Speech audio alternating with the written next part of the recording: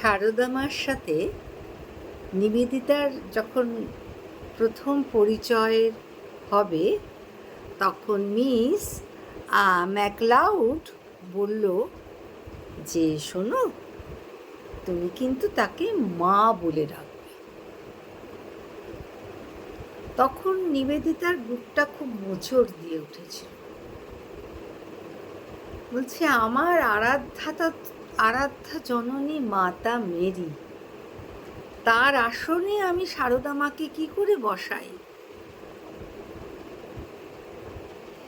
কিন্তু নিবেদিতা বুঝতে পারেনি যে মায়ের সঙ্গে দেখা হবার আগে মা নিবেদিতার হৃদয়টা আগে থেকেই অধিকার করে রেখেছে।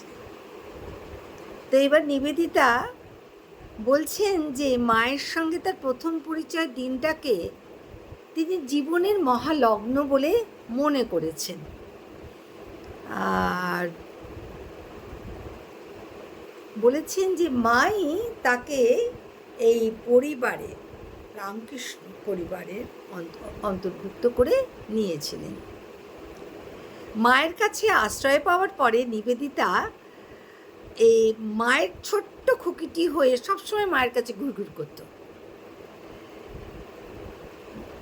আমি একাদশী করছি মজা করে, নিবেদিতা 18 জুন 1899-তে লিখেছেন, সাদা শাড়ি পরেছি আর সারাদিন মায়ের কাছাকাছি আছি, যেন মায়ের ছোট্ট মেয়েটি।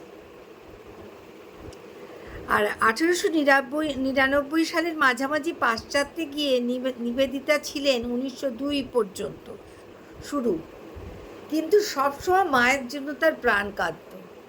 ভাবতেন কখন তিনি মায়ের কাছে ফিরে এসে মায়ের ছোট্ট খুকুটি হয়ে থাকবেন।